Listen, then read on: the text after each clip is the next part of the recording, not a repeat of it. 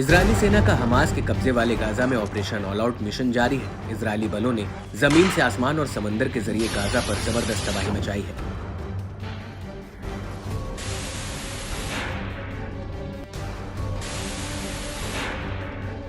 अपने आधुनिक हथियारों के दम पर इजरायल ने हमास के कई टॉप कमांडरों को ढेर करने का भी दावा किया। बावजूद इसके इजरायली पीएम अपने उस वादे को पूरा करने में विफल रहे जिसमें उन्होंने कहा था कि हमास को जड़ से खत्म कर देंगे।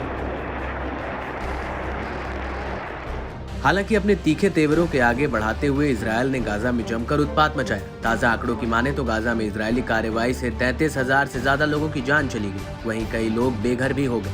यही वजह है कि अब अंतर्राष्ट्रीय बिरादरी में भी इजरायली कार्रवाई की निंदा हो रही है। तो वहीं इजरायल के सच्चे दोस्त भी भारी दबाव के बीच अब इजरायल को आंखें दिखाने लगे हैं। इस बीच संयुक्त राष्ट्र की मानवाधिकार परिषद ने इजरायल के खिलाफ अब कड़ा कदम उठाया है। गाजा में नरसंहार की चिंताओं का हवाला देते हुए परिषद ने इजरायल को सभी हथियारों की रोकने का प्रस्ताव रखा है। साथ ही गाजा में मानवता के खिलाफ संभावित युद्ध अपराधों के लिए इजरायल को जवाबदेह ठहराने का आह्वान किया गया। परिषद के 47 सदस्य देशों में से 28 ने इस प्रस्ताव के समर्थन में वोट भी किया, जबकि 6 सदस्य देशों ने इजरायल विरोधी प्रस्ताव का विरोध किया है। तो वहीं 13 सदस्य वोटिंग के दौरान अनुपस्थित रहे। बताया जाता है कि अमेरिका, जर्मनी, अर्जेंटीना, बुल्गारिया और पराग्वे ने प्रस्ताव के खिलाफ वोटिंग की।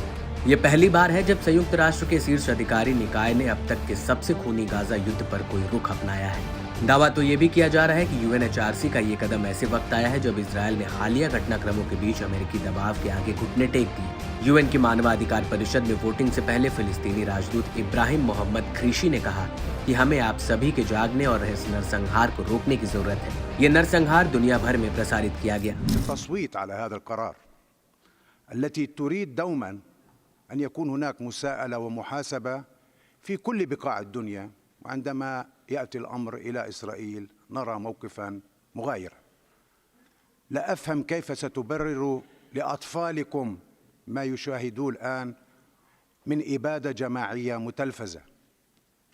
14,000 طفل فلسطيني ليسوا حماس وليسوا مقاتلين. 9,000 امرأة ليسوا حماس وليسوا مقاتلين. الكذب بأن المستشفيات مخازن أسلحة। तो वहीं यूएन में इजरायली राजदूत ने इस प्रस्ताव की निंदा करते हुए इसे मानवाधिकार परिषद और यूएन के लिए एक धब्बा बताया। खास बात है कि अमेरिकी राजदूत मिशेल टेलर ने कहा कि वॉशिंगटन ने इस प्रस्ताव की कथित खामियों के कारण इसका समर्थन नहीं किया है। ये वोटिंग तब हुई जब हाल में यूएन की सिक्योरिटी काउंसिल ने युद्ध विराम प्रस्ताव को मंजूरी दे दी थी।